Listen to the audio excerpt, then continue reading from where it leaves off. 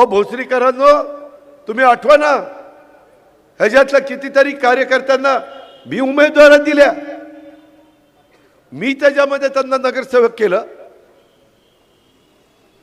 काहीच्या बाबतीत माझं मीठ आळणी निघालं.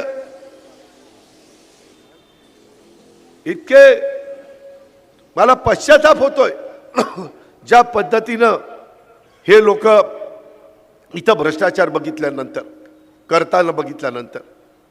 अरे काय होतास तू, काय झालास तू, आणि कुणा करता तू नगरसेवक व्हायच्या आधी काय करत होता त्याला आठव? भंगारच्या गाड्या जकात नाक्याच्या इकडून तिकडं पोचवायचा.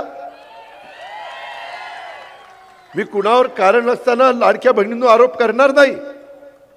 ती माझ्या बापदादाची शिकवण नाही, माझ्या चुलत्याची शिकवण नाही, हे लक्षात घ्या. बातमी म्हणजे थोडक्यात.